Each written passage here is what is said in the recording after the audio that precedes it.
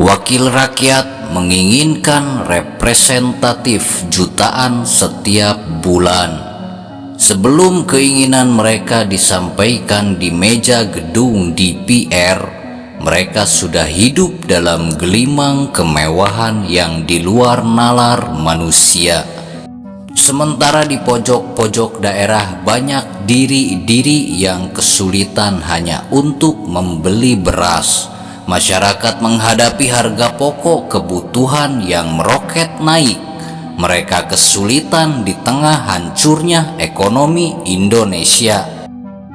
Setiap diri-diri rakyat yang kesulitan dihadapkan pada inflasi parah dalam sejarah Indonesia.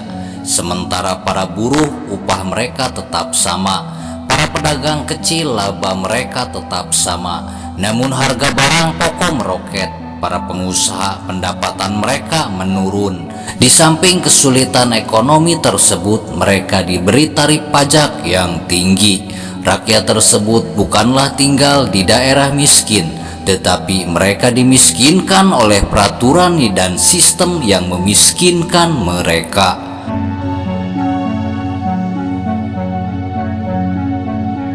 Sementara kebijakan wakil rakyat hanya untuk kepentingan hidup mewah mereka saja. Tidak ada satupun kebijakan heroik yang membela rakyat kecil dan kelas menengah. Selamat datang di Indonesia, di mana di sini terjadi sebuah kejadian unik, yaitu para wakil rakyatnya ingin hidup dalam kekayaan abadi, sementara rakyatnya hanya berjuang untuk bertahan hidup. Bahkan beberapa diri melakukan bunuh diri karena sulitnya ekonomi. Di negeri yang kaya justru 70% rakyatnya miskin di tahun 2025. Angka kemiskinan di Indonesia ini terjadi kenaikan.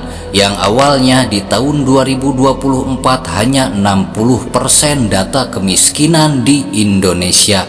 Inilah hasil kerja para pejabat dan DPR, angka kemiskinan yang fantastis di negeri yang kaya. When you pay your taxes, it is the world that has been pulled over your eyes to blind you from the truth. Kemudian datang reaksi demonstrasi yang sangat besar. Reaksi itu dihantar karena aksi politik terakhir berbicara tentang kepentingan pribadi, tentang tunjangan fantastis para anggota dewan. Ini hanya permukaan. Di dalamnya masyarakat negeri kita dilanda kemiskinan, bahkan lebih dari setengahnya. Inilah masalah pokoknya.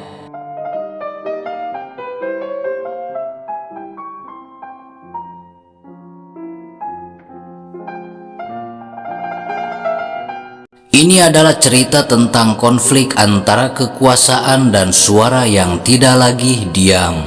Ketika sebuah aksi menciptakan reaksi, jika reaksi masyarakat anarkis dalam demonstrasi, itu karena ada aksi yang anarkis dalam kebijakan negara. Masyarakat hanya bereaksi. Jangan selalu salahkan masyarakat. Mereka sudah hidup terlalu susah. Bahkan beberapa diri hanya bertahan hidup, bukan hidup. Ingatlah hukum ini, setiap aksi menciptakan reaksi. Jika reaksi masyarakat sampai anarkis, maka itu akibat ada aksi yang serupa.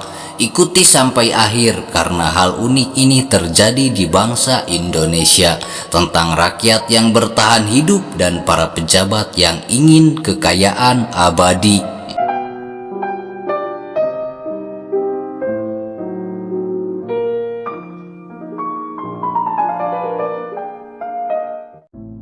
Reaksi masyarakat dipicu oleh aksi anggota DPR yang menginginkan tunjangan rumah senilai 50 juta setiap bulan. Nilai 50 juta hanya untuk tunjangan rumah. Ini tidak termasuk tunjangan komunikasi senilai 15 juta per bulan, tunjangan beras senilai 12 juta per bulan, fasilitas mobil dinas, staf pribadi, dan pendapatan dasar lainnya. Jumlah pendapatan bersih dari anggota DPR bisa melebihi 100 juta sebulan. Sebuah pendapatan yang fantastis yang bahkan beberapa pengusaha yang berhasil sekalipun sulit mewujudkan pendapatan seperti ini.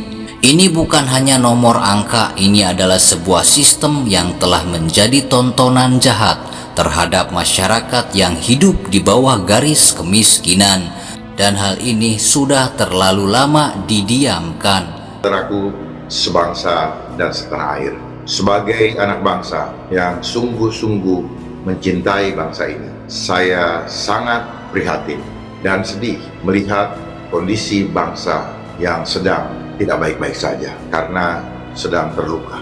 Sesungguhnya peristiwa yang telah dan sedang terjadi saat ini, menurut pandangan saya pribadi, sebenarnya merupakan konsekuensi logis dari akumulasi jeritan jiwa rakyat yang terhimpit. Semua ini akibat daripada penerapan sistem kapitalis dalam berbangsa dan bernegara. Sistem ini adalah sistem yang sangat bertentangan dengan nilai-nilai luhur Pancasila yang memang tidak akan pernah berpihak pada rakyat. Kejadian ini terjadi karena sistem ketatanegaraan kita yang telah melenceng jauh dari cita-cita dan tujuan luhur proklamasi kemerdekaan Indonesia tahun 1945 sebagaimana yang termaktub di dalam alinea kedua dan keempat, di mana cita-citanya yaitu membangun negara yang merdeka, bersatu, berdaulat, adil dan makmur, dan tujuannya adalah melindungi segenap bangsa Indonesia dan seluruh tumpah darah Indonesia, membangun kesejahteraan umum, mencerdaskan kehidupan bangsa, dan turut serta melaksanakan perdamaian dunia yang berdasarkan kemerdekaan, perdamaian abadi, dan keadilan sosial. Semua itu terjadi karena para penyelenggara negara hanyut terbawa arus globalisasi yang justru membawa kembali kita ke dalam penjajahan gaya baru atau kita kenal dengan istilah neokolonialisme, yaitu penjajahan modern dengan menjalankan sistem kapitalis. Dan ironisnya adalah bahwa anggota DPR tidak membayar pajak untuk semua pendapatan tersebut. Setiap pajak mereka dibayar negara, artinya negara harus mengeluarkan uang lagi untuk membayar pajak anggota DPR. Sementara itu, Anda yang bekerja dari pagi sampai malam dan mendapatkan gaji Anda segera dipotong pajak PPN, memotong gaji Anda sebelum uang itu masuk ke rekening akun Anda. Kontribusi Anda sangat besar dalam membayar pajak, belum lagi pajak setiap barang yang Anda beli. Setiap rupiah yang Anda berikan untuk pajak, maka itu akan menjadi pendapatan negara, dan rakyat adalah sumber penghasilan untuk sebuah negara. Pendapatan negara tersebut dialokasikan untuk APBN. Pengeluaran terbesar APBN adalah untuk gaji para pejabat, dan kedua untuk bayar hutang negara, dan yang paling besar budget APBN negara tahun 2025 menyalurkan senilai 9,96 triliun hanya untuk DPR. Dan uang itu adalah datang dari kelelahan Anda, tak peduli Anda kerja apa, dari para buruh, para pedagang kecil, dan para petani, para nelayan, dari orang-orang yang bekerja sampai orang-orang pengangguran. Mereka semua dikenakan tarif pajak. Meskipun Anda tidak bayar pajak penghasilan, Anda tetap bayar pajak melalui barang yang Anda beli. Beli beras sudah termasuk bayar pajak. Beli rokok, beli sendal jepit, beli sabun, beli sikat gigi, beli kopi, beli tepung, beli sayuran, dan lain-lain, semua sudah termasuk pajak. Kemudian apa yang mereka berikan balik ketika uang pajak Anda untuk membiayai hidup mewah mereka? Apa pencapaian yang besar di negara Indonesia untuk rakyatnya? Yang ada ekonomi jadi lesu, daya beli menurun, perputaran uang semakin sedikit karena banyak ditumpuk pejabat Anda, bukan disebarkan. Para pejabat diberikan fasilitas mewah termasuk rumah, sementara rakyat memiliki rumah saja harus beli dengan mencicil. Dari seluruh kekayaan lautan Indonesia, dari seluruh kekayaan tanah subur di Indonesia, dari seluruh kekayaan di dalam tanah Indonesia, dari seluruh kekayaan sumber daya alam, apakah Anda menikmati kekayaan tersebut? Tentu saja ada yang menikmatinya, ada juga yang tidak. Namun di sebuah negeri kaya setidaknya ketimpangan tidak terlalu jauh.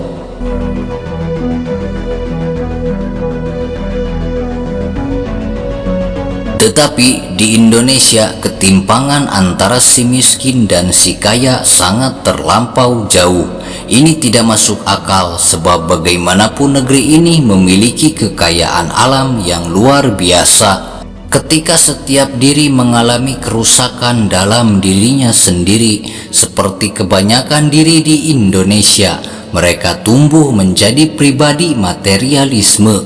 Bagi diri seperti itu, kepercayaan mereka bukan lagi kepada Tuhan yang Maha Esa, tetapi kepada uang yang berkuasa.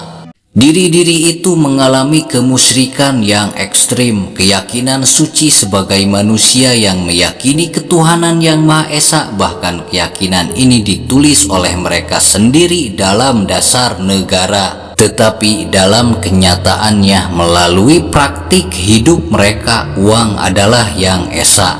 Uang adalah pondasi utama mereka dalam menjalani hidup.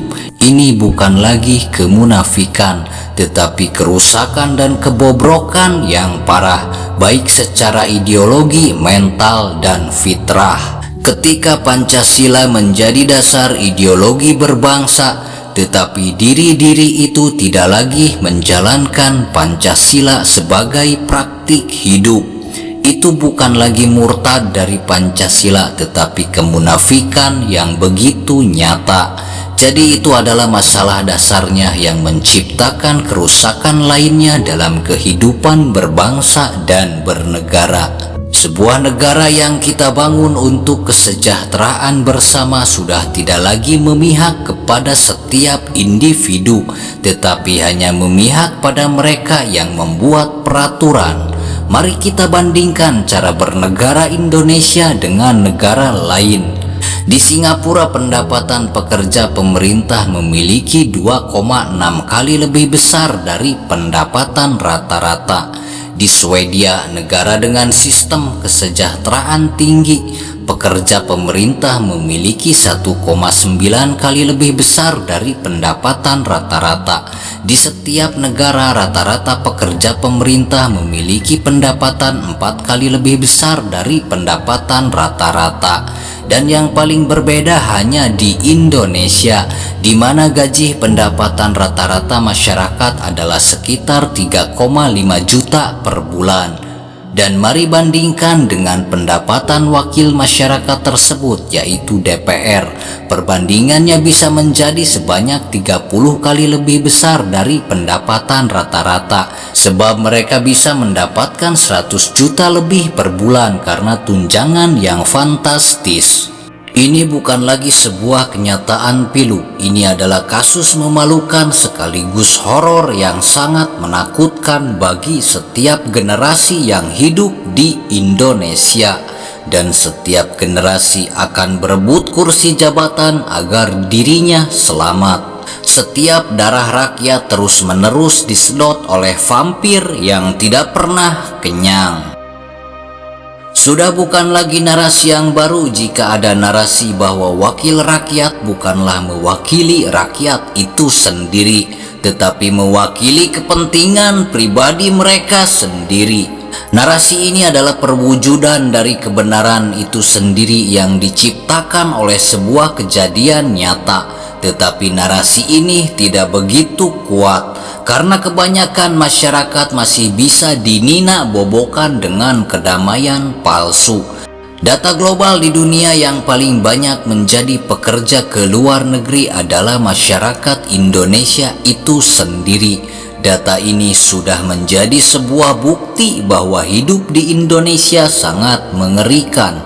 Bahkan tidak ada jaminan kesejahteraan, jaminan kesehatan, dan jaminan keamanan. Jika Anda tidak percaya, Anda bisa merasakannya sendiri. Hidup di Indonesia tidak ada jaminan keamanan, kesehatan, dan kesejahteraan. Ketakutan masyarakat menghadapi realitas ini meningkat, menjadikan masyarakat terjebak dalam produktivitas tanpa henti, bekerja dan mencari nafkah dari pagi sampai malam. Namun tetap saja, walaupun usia mereka sudah menua dan bekerja dari pagi hingga malam, jaminan kesejahteraan dan ketentraman mereka tidak pernah ada.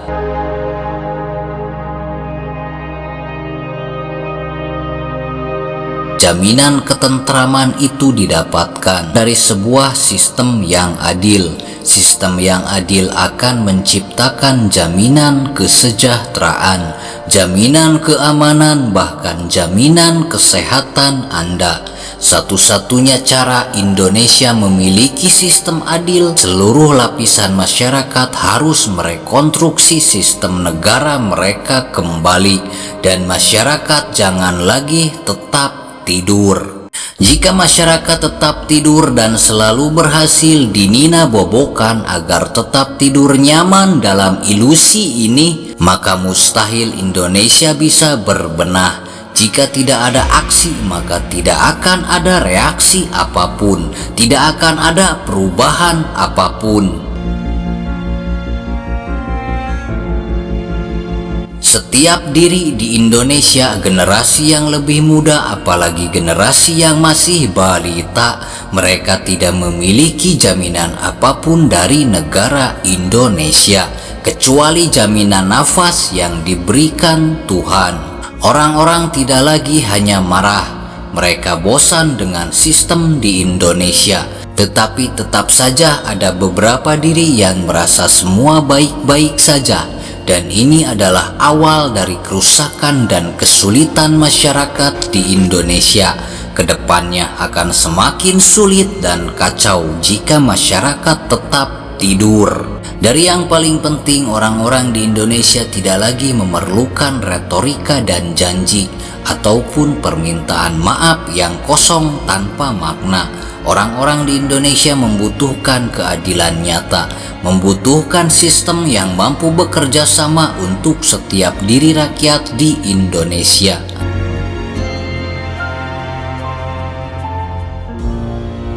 Mereka memerlukan keadilan, mereka memerlukan kenyataan yang adil. Mereka memerlukan bukti bahwa parlemen DPR memiliki dampak bagus untuk rakyat. Orang-orang benar-benar menantikan bukti tersebut dari tahun 90-an hingga sekarang tahun 2025. Di manakah bukti itu jika memang ada? Jika DPR tidak dapat membuktikan ini, maka pertanyaan besar harus ditanyakan. Apakah institusi ini masih diperlukan? Tetapi masyarakat tetap saja dipecah belah dan diadu domba. Seakan demonstran itu salah karena aksi yang anarki. Mereka hanya bereaksi dari sebuah aksi dalam sistem yang brutal. Karena demonstrasi secara damai sudah sering dilakukan dan tidak ada perubahan, hanya menghasilkan sebuah drama yang ironi. Jika demonstrasi dengan damai didengarkan dan ada perubahan nyata, saya rasa mustahil ada kejadian anarki dari masyarakat itu sendiri. Ini bukan mendukung masyarakat menjadi anarki, tetapi masyarakat tidak bisa disalahkan ketika mereka bersikap anarki, sebab mereka hanya bereaksi. Bagaimana pendapat Anda? Tinggalkan pendapat Anda di kolom komentar.